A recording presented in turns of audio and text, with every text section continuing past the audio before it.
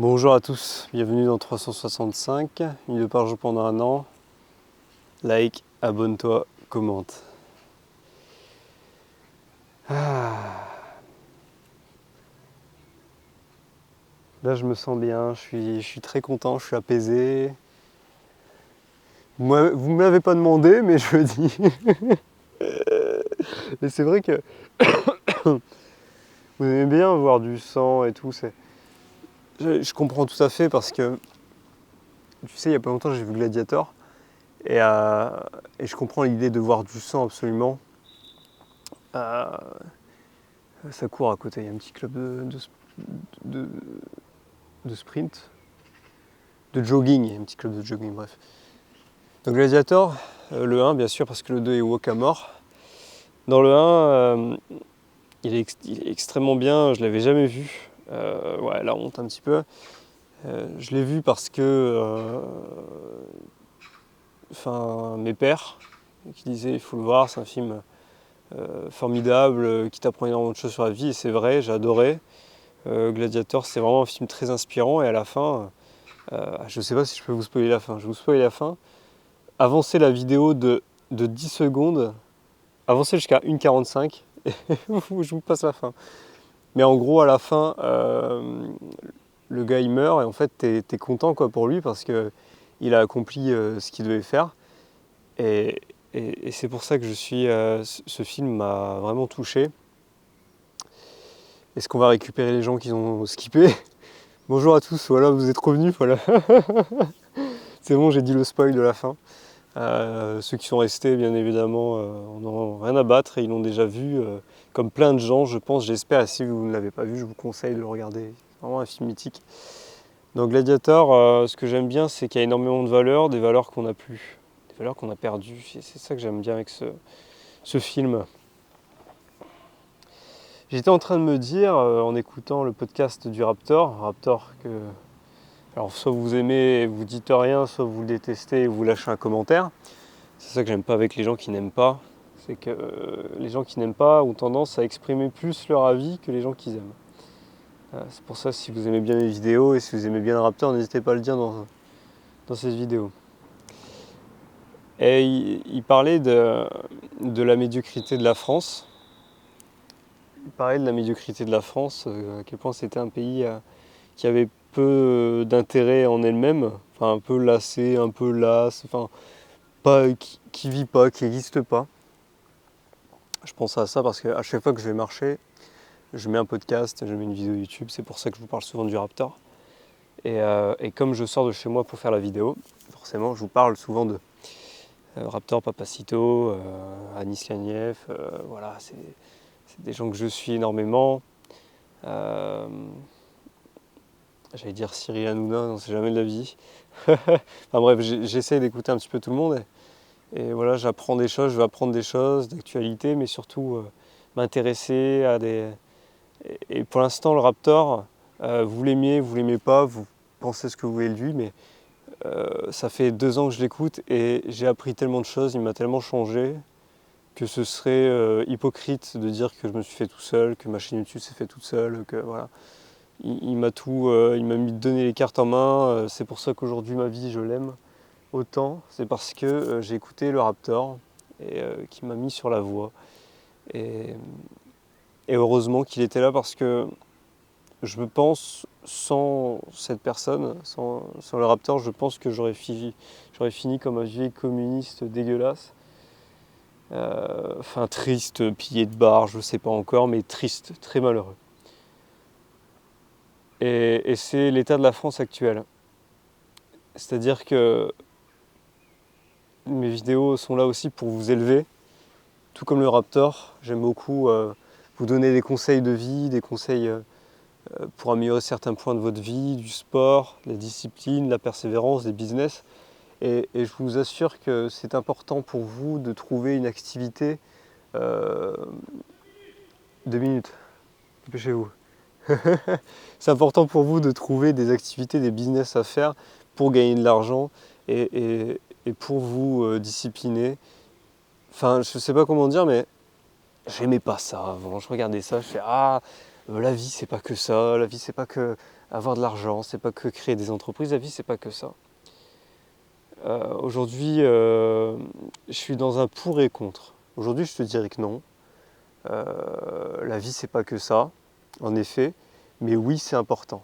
Parce que il y a quelque chose que font tous les Français quotidiennement, c'est qu'ils pensent tout de suite, avant de faire des choses, créer un business, devenir meilleur, être quelqu'un de bien, un peu comme un syndrome de Peter Pan, tu sais, à vouloir se distraire, s'amuser en priorité. Ils s'amusent, ils vont à Disneyland, ils font des parcs d'attractions, ils vont faire des festivals, ils vont profiter, ils vont s'amuser. Le soir, ils vont rejoindre leurs amis, ils vont boire un coup. Leur, leur priorité dans la vie, c'est, comme disait le Raptor, c'est le transfert de tel joueur de foot. Et c'est vrai que ça me fait mal au cœur parce qu'en fait, c'est des loisirs de personnes qui vivent de leur rang, qui sont déjà riches, qui ont de l'argent. Normalement, tu es censé te soucier de ça une fois que tu as accompli ta vie. Mais grâce au communisme, entre guillemets, on t'a dit non, tu peux. Attention, c'est là où je vais vous contredire. C'est là où je vais dire le communisme, c'est pas bon. Parce que le communisme te dit, mais si, tu peux t'amuser, tu peux te disperser, tu peux perdre ton temps. T'inquiète pas, on gère ça. On va gérer ça, le truc qui te manque, on va le gérer. Et vous êtes biberonné à l'État, biberonné à ce que dit l'État. Ça fait 2 minutes, c'est bon? Et vous mettez tout sur le dos de l'État, vos retraites, vos salaires. Si votre salaire n'est pas élevé, c'est de la faute de l'État. Si votre retraite n'est pas assez élevée, c'est la faute de l'État.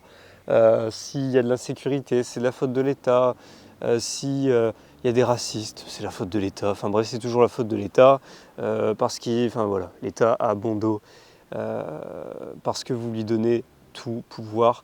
Un peu comme l'Argentine. Je me suis intéressé à l'Argentine et je me suis intéressé sur Javier Milei. J'ai commandé quelques livres sur pas sur Javier Milei, mais sur la théorie politique qu'il utilise. Je ne la connais pas encore, je vais pas en parler, je préfère en parler quand j'en saurai un peu plus. Mais quand Javier Milei est arrivé en Argentine, quand il a commencé véritablement à exercer du pouvoir en Argentine, il était dans une Argentine qui se laissait bercer par le peuple, qui se laissait câliner un peu comme la France, et tout doit être résolu par l'État. Javier Milei, il s'est dit non, c'est un libéral lui, c'est un libéral, tout comme moi d'ailleurs, j'ai les mêmes valeurs que lui là-dessus. L'État ne doit pas tout gérer, l'État doit être régalien, l'État doit être vraiment basique. C'est-à-dire que la justice, l'armée, la paix, la guerre, c'est l'État. Le reste, c'est nous. Le reste, c'est nous. On doit gérer ça nous-mêmes. On doit s'en occuper. Mais c'est trop facile de dire « Ah, il faut que c'est l'État qui s'en occupe ». Et vous, l'État, il vous a cerné. Il sait que vous êtes des fainéants. Il sait que la population française majoritairement est fainéante. Je ne dis pas forcément vous qui regardez mes vidéos, parce que si vous prenez le temps de regarder mes vidéos, c'est que vous êtes un peu intéressé à ce que je fais, vous travaillez, vous faites des recherches, vous investissez votre temps de manière intelligente. Ces gens qui ne veulent pas prendre les responsabilités, qui ont la flemme, qui mettent sur le dos de l'État, c'est l'État qui doit s'en occuper. Et en fait, vous décalez le problème et vous n'affrontez jamais la réalité. Parce que l'État, qu'est-ce qu'il fait? L'État, ils impriment de l'argent. Ils impriment de l'argent. Sur l'instant T, ça n'a pas d'impact. Mais sur la durée, ça va avoir un impact considérable. C'est-à-dire que le communisme, parce qu'en fait c'est littéralement du communisme, ce qu'on est en train de vivre, ça paye l'argent à un instant T, ça marche à un instant T parce qu'on imprime de l'argent, ça marche. Mais en fait, le temps fait que, comme c'est de l'argent qui n'appartient pas à l'État, l'État n'est personne, l'État c'est plein de gens à la fois, personne n'est réellement concerné par l'argent de l'État. Et du coup, au lieu de payer un employeur 1 euro, l'État va le payer 2 euros parce qu'il s'en fiche, c'est pas son argent. Et c'est cette pente naturelle qu'il y a dans le communisme. D'ailleurs, il y a des schémas très connus, je vous en mettrai un dans la description si ça peut vous aider. Il y a des schémas très connus du communisme qu'en fait, comment dire, le but de l'État, c'est de s'enrichir, c'est de gagner de l'argent, enfin que les gens qui participent à l'État gagnent de l'argent, ben, ils vont trouver de plus en plus de raisons de gagner de l'argent. On a remarqué qu'en France, il y avait un problème, c'était l'écologie, il faudrait créer une association d'écologie qui gère ça, rémunérée par l'État, comme ça, on s'en occupe. En réalité, il n'y a pas de problème d'écologie, c'est juste qu'on invente un problème pour créer quelque chose qui pourrait solutionner ce problème et qui va rapporter de l'argent à ceux qui ont intégré cette association. Donc ce mec qui dit « Ah, il faudrait créer une association d'écologie », bah, tu te rends compte que le mec a plusieurs entreprises d'éoliennes, que ce mec a plusieurs entreprises de panneaux solaires, que ce mec propose des ZFE. Enfin voilà, tu vois, je ne sais pas comment t'expliquer, mais ça lui profite. Et ça, on ne le dit pas. Et du coup, bah, si le peuple est majoritairement d'accord, et c'est ce qui se passe en France grâce aux médias, les médias te disent que c'est bien les ZFE, ça réduit l'écologie, c'est bien tout ça parce que ça fait et ben finalement ça se fait. Et quand ça se fait, et ben ça te coûte de l'argent. Mais cet argent n'est pas magique. Cet argent, tu vas le payer un jour ou l'autre. C'est ça qui est dur dans le communisme, c'est que les gens ne comprennent pas, c'est qu'à un moment tu vas le payer un jour ou l'autre. Parce que la responsabilité que tu as mis de côté en te disant bah, c'est l'État qui va s'en occuper de l'écologie, moi je m'en occupe pas, parce que j'ai la flemme, et bah, parce que tu t'en occupes pas, tu te rends compte, tu t'en rends pas compte, mais tu as laissé du pouvoir à l'État sur de l'écologie, alors que l'écologie n'existe pas. L'écologie, c'est un truc complètement créé. Entre guillemets, les déchets plastiques, oui, c'est un vrai problème, mais le CO2 ne pollue pas. Tu apprends des choses comme ça, voilà, en te renseignant, en t'intéressant au sujet. Et c'est quelque chose que tu ne fais pas parce que tu as souvent laissé l'État le faire à ta place. Voilà. Et je m'intéresse à ça parce que l'Argentine était typiquement dans ce cas avant Javier Milei. Et je m'intéresse à ça parce que je voudrais savoir comment Javier Milei a réussi à sortir l'Argentine de cette situation. Et moi, j'essaye aussi de sortir la France de cette situation en proposant du contenu humoristique tous les jours pour te laisser penser d'une autre manière. Voilà, te dire que l'État n'est pas forcément obligé de tout encaisser et en plus de tout gérer. Et en plus, il ne faut pas être devin pour te rendre compte que tout ce que l'État gère, il le gère mal. L'école publique, c'est un fiasco. La police, c'est un fiasco. Qu'est-ce qu'il y a d'autre ? L'impôt il augmente de plus en plus, voilà, forcément. Tout ce qui gère les créations d'entreprises, c'est un fiasco.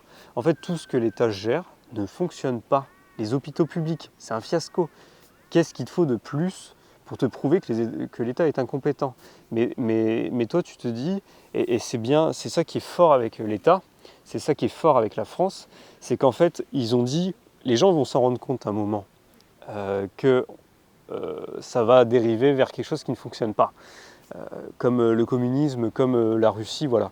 Du coup, on va organiser un jeu qui s'appelle les votes, tous les 4-5 ans, et puis en fait, tu te rends compte, c'est ça le pire, au fil du temps, tous les présidents sont détestés. Bah, lui, on l'aime pas parce qu'il a fait ça, lui, on l'aime pas. Au bout de 4-5 ans, on l'aime pas. Forcément, parce qu'il il utilise le système, et le système, par défaut, est défaillant.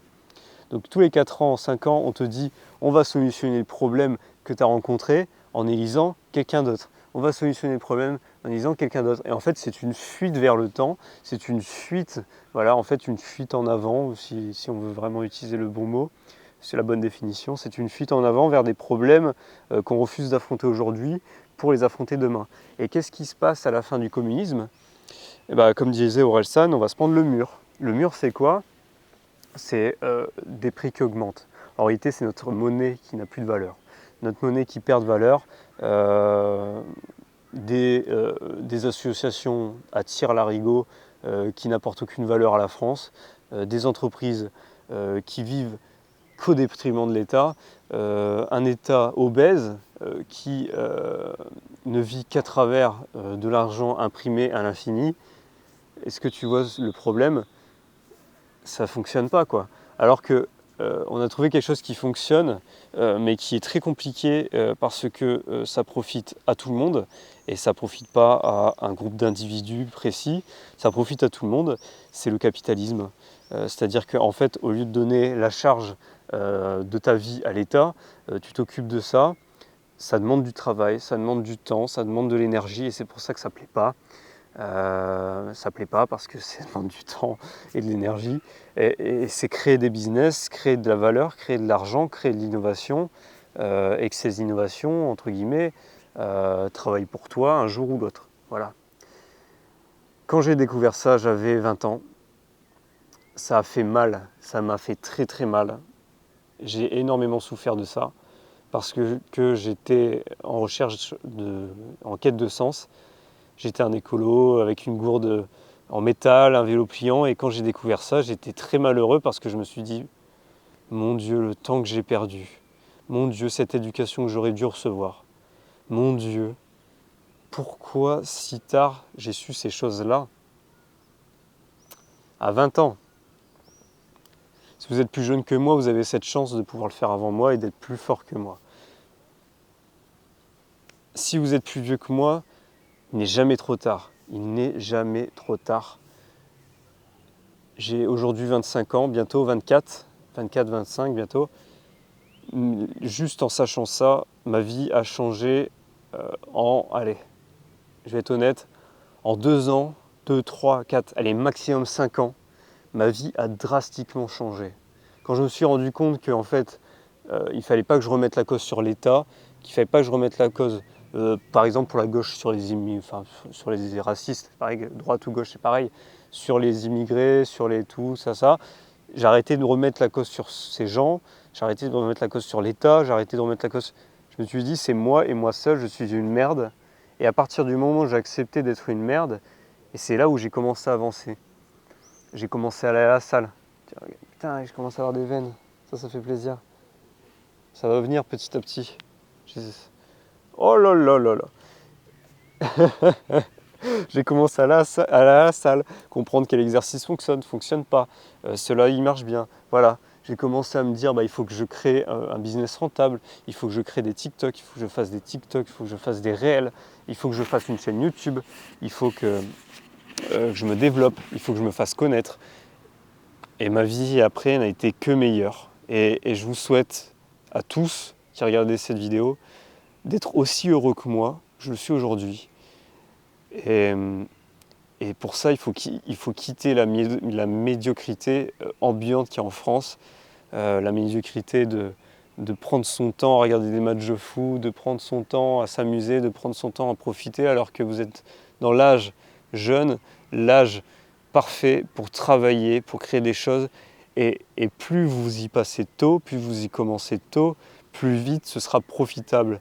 Et je suis persuadé que moi, j'ai 25 ans, je suis persuadé qu'à 30, 40 ans, je serai peut-être en retraite grâce à mes activités que je suis en train de créer. Et ma retraite, je me la crée. Je n'attends pas que l'État le fasse à ma place. Et je serai bien plus heureux parce que si j'attends que l'État le fasse à ma place, ça sera du 1200, 1400 euros par mois de retraite. Voilà, alors que j'ai travaillé comme un acharné toute ma vie. C'est pas ce qu'on cherche, les gars. Voilà. Et ça viendra avec le temps, ça viendra enfin voilà, au début on part salarié, on gravit les échelons, on monte les échelons, on commence à se faire des contacts, on est chef, on est responsable, après on lance son entreprise, après on recrute des collaborateurs, et après voilà, on a notre retraite, on vit bien et on est heureux. J'espère atteindre ce niveau-là, mais pour ça il faut que tout le monde fasse l'effort, tout le monde travaille, et il ne faut pas qu'on accepte ces impositions monstres. Je ne paye pas d'impôts, je reçois plus d'aide aujourd'hui que d'impôts pour vous dire. Je suis clairement, c'est pas dans mon intérêt de vous dire ça, mais il faut absolument baisser les impôts, il faut absolument que l'État finisse régalien, c'est-à-dire qu'on enlève tous les trucs où il travaille, il faut absolument réduire l'État à ce qui est de régalien. Je vous invite à chercher sur Internet, ça passe par là aussi, le développement de soi. Rechercher sur Internet des mots qu'on ne comprend pas. C'est important de finir sa vie en se disant j'ai appris le plus de choses possible et j'espère avoir donné à ma descendance toutes les connaissances que j'ai eues. Voilà. J'espère que cette vidéo vous aura plu. C'était très important pour moi de la faire. Je vous souhaite beaucoup d'amour et de trouver à votre tour ces choses-là qui vous donnent Voilà, du baume au cœur. Je vous aime, on se dit à demain. C'était Léo, le dictateur, pardon. Ciao, ciao.